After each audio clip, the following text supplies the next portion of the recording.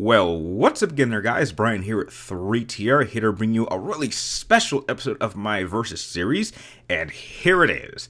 The matchup you've all been waiting for. The matchup you've all been asking for. Well, here it is. Cloud versus Lightning. Get it? Oh, I'm sorry. This isn't what you were asking for? Oh, you meant this matchup. Oh, well, anyone who's been watching my Versus series long enough would know that I would never do this matchup under any condition. But I tell you what, since it's April Fool's Day, let me make it up to you. Now, we need to use a character. What is a character who is a complete parody of himself and of a really awesome character and really has no reason to exist? Let me see. Oh, I know. Hey, Steve! Yeah, you, Steve, get in here, you son of a bitch. You're finally gonna get some attention on my channel. Now, Steve, since you're not a real Devil May Cry character, we need to put you up against a real Devil May Cry character. And who would fit that description for this particular day? Let's see. Oh, I know, Jester! We can use Jester! Oh, this is gonna be awesome. So, for today's matchup, we will be putting Steve up against Jester. So, without wasting any more time, let's jump right into the matchup, shall we? Warning: if you happen to be a fan of Steve here, you might want to stop the video and jump to this time in the video. It will only get worse for him from this point on. You have been warned. Starting off with Steve here. He and his brother Bob are children of an angel and a demon somehow. I can't explain that one. And thanks to their parents, they were granted enhanced physical traits like super strength, speed, and durability. However, it has been shown that though he has some elements of some type of power, he's not exactly all that great at it, and he's rather limited when it comes to the amount of power he can actually dish out. And compared to his bullshit brother Bob, he is actually indeed the weaker of the two.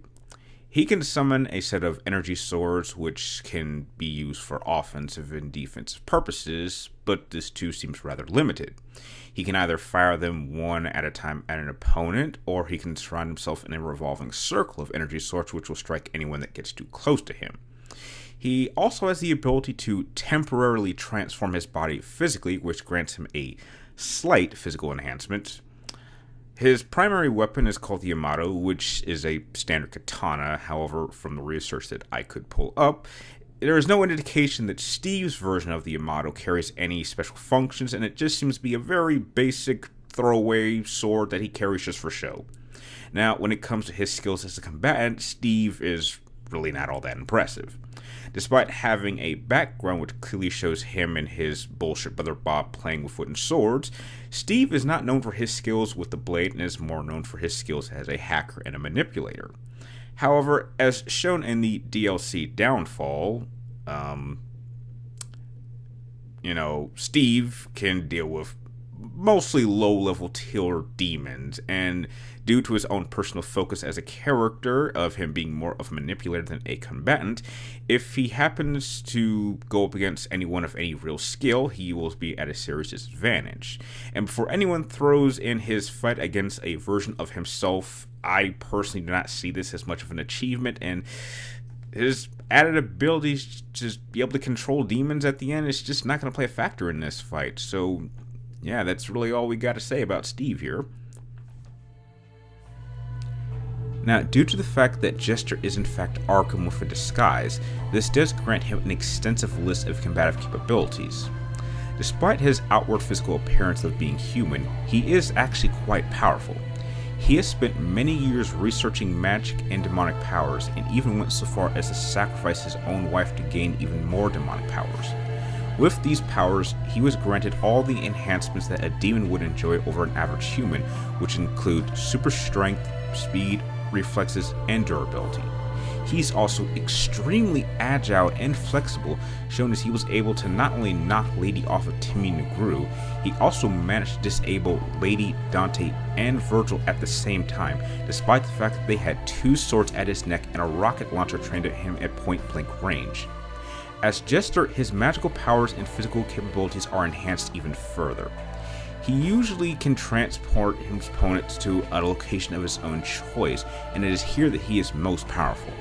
He has the ability to disappear and reappear instantly, and his teleportation abilities are even just as effective as Virgil's. He also has the ability to defy gravity, allowing him to stick to walls and ceilings, which makes him a harder target to hit. He can also summon spheres of electrical energy, which he can direct in 3 different ways. He can also summon a large ball with a face that resembles the moon, which also has a few abilities of its own. He can spit a large bomb out of his mouth, generate hands out of the floor to grab his enemies so that they cannot avoid his energy balls, create energy walls to make it harder for them to avoid Jester's energy spheres, and self-destruct. He can even generate a powerful force field around himself that makes it impossible for his opponents to damage him. However, he must remain in a stationary position and it only lasts for a few moments. As a tactician, he is extremely proficient in manipulating and getting under the skin of others, proven as Dante himself was constantly annoyed by him, and with Dante being a big talker himself, that is saying something. So now that we've analyzed both these characters, it's time to determine who would win if these 2 characters threw down, and the winner is going to be Jester.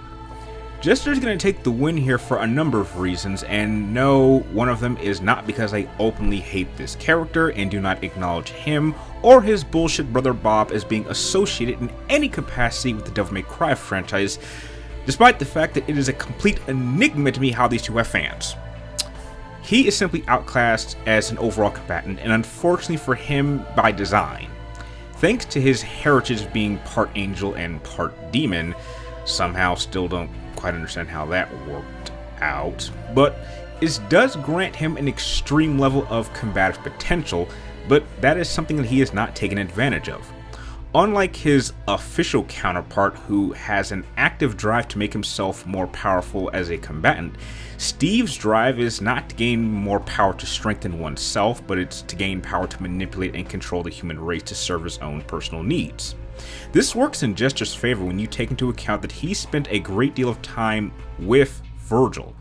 Arkham spent an entire year working with Virgil to raise Timmy Negru, and would have had a great deal of time watching and studying Virgil in action, and seeing how Steve is really nothing but a seriously powered down version of Virgil and is considerably weaker as a combatant, he is literally bringing nothing in his arsenal of combative tricks that Jester hasn't already seen before, and would easily know how to deal with.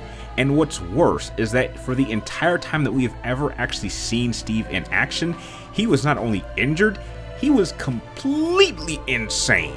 Which means a much more experienced manipulator like Jester would have no difficulty getting under Steve's skin, frustrating him to the point where he would be totally reckless and just throw everything at him with no sense of combative focus, and he would just be making mistake after mistake until Jester initially wears him down, and this is something that Jester would obviously be successful in. So, I declare Jester, the King of Fools, the winner. Well, that will do it for this April Fool's Day edition of my Versus series.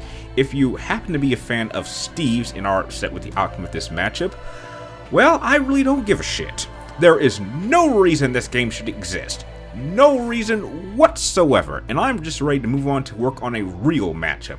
But feel free to share your thoughts and opinions down below if you want, and if you happen to enjoy this video in any capacity, please feel free to like, subscribe, and follow me on Twitter and all my social media outlets and links in the description down below.